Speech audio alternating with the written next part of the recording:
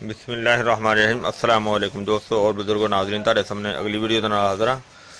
Video जी तुहाडे सामने एक बनाई जा रही है जी बनाने लगे हैं ये बहुत ही अच्छी ज़बरदस्त है कि ये अफतारी के इंतज़ाम वास्ते यानी कि अफतारी का ठंडा ठार बेहतरीन तस्कीन दे ज़बरदस्त ये शरबत है जिसदे नाल बहुत ज़्यादा बीमारियों का फायदा होता है और बहुत ज़्यादा दिल में सुकून होएगा और बहुत ज़्यादा आसानी होएगी तो बहुत ज़्यादा सुकून मिलेगा ताकि रोज़ा रखन दे नाल जड़ा आइंदा दूसरा रोज़ा रखना है उस दे विच तुहानूं परेशानी जिहड़ी है ना वो नहीं होएगी।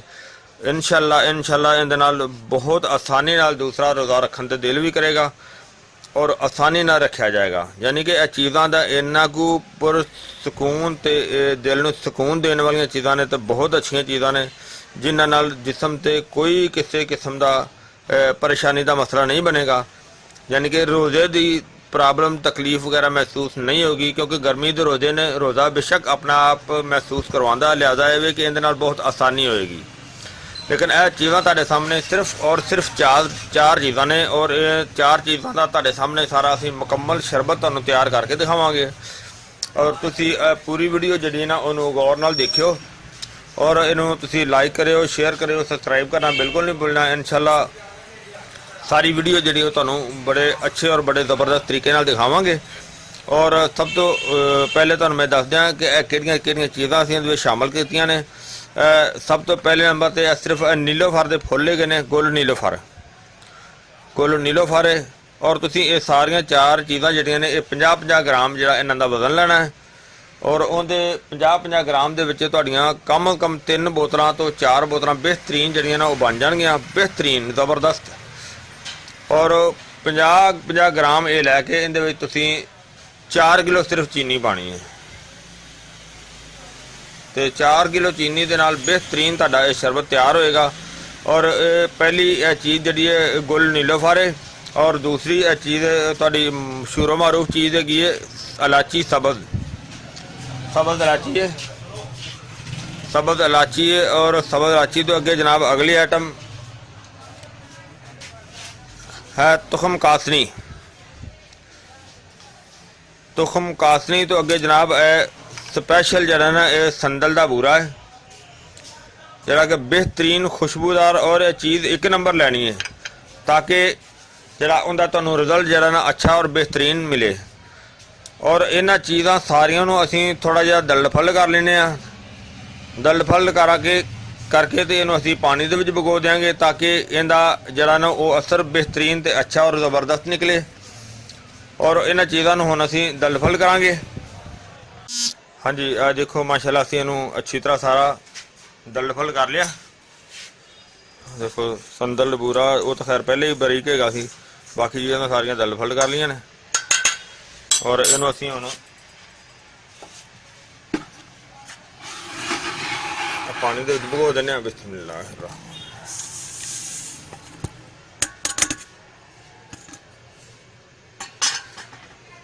और इनू हुण जरा ना असी इस तरह ही रख दें और सुबह इनू अच्छी तरह उबाला दे देंगे।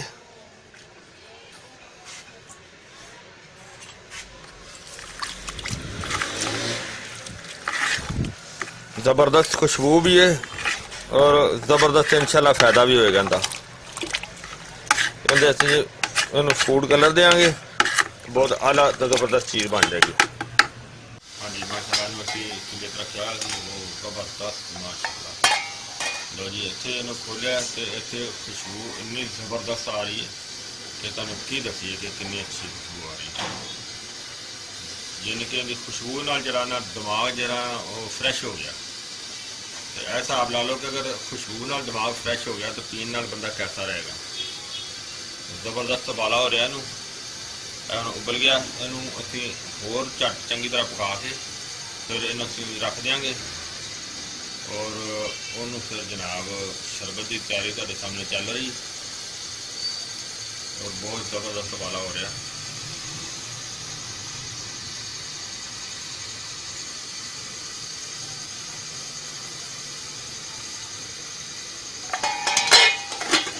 हाँ जी इन्हूं असीं राती भी उबाला दिता सी इन्हूं सुबह फिर दोबारा उबाला दे के रखा सी माशाल्लाह ज़बरदस्त खुशबू भी आ रही है। और इनू असं हम इहदा पानी जरा ना उहदे च बिस्मिल्लाह इहनू पाउणे आ।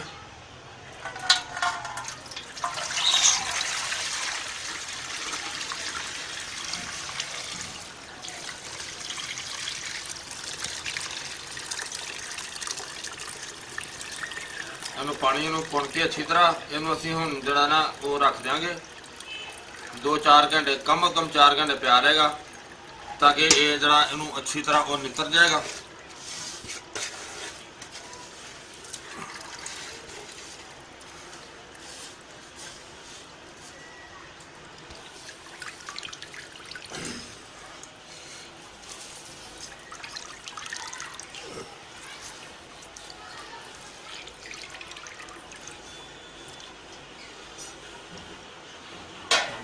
रख देने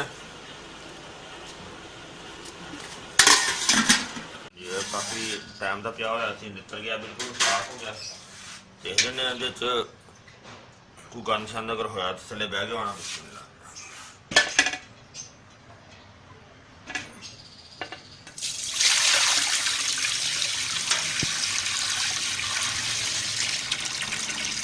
गंद है ही कोई नहीं, थोड़ा जा है थी वो नीचे बैठा और चूल्हा चला के चीनी भी अंदर पा देने। इन्हें पानी को चीनी पा दी है।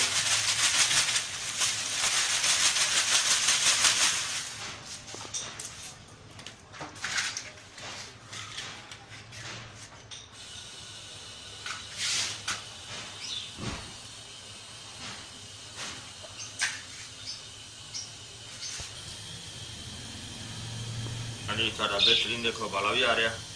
बस जिस तरह थोड़ी देर तक सारा बाला क्लीयर हो जाएगा और इनकी धार जी ठीक हो जाएगी तो जनाब असी खुशबू बेहतरीन ज़बरदस्त आ रही।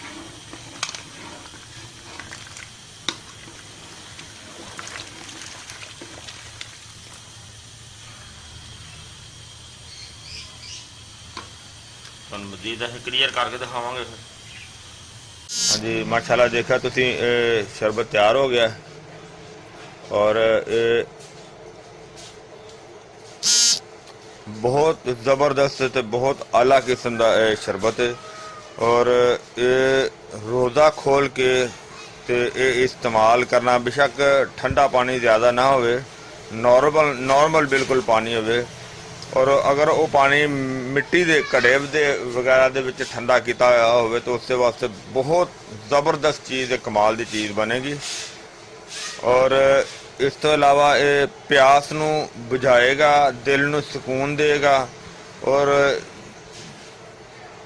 मसाने की जलन वास्ते बेहतरीन चीज़ है। मसाने की गर्मी वास्ते बेहतरीन चीज़ है, ज़बरदस्त है। पेशाब की जलन नू फौरी रोकेगा, पेशाब की पीलेपन की रंगत नू ठीक करेगा।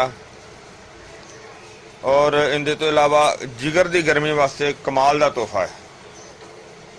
यानी कि गर्मी मसाने च होवे, जिगर च होवे, दिमाग च होवे, बेहतरीन चीज़ है और बहुत आला किस्म की चीज़ है।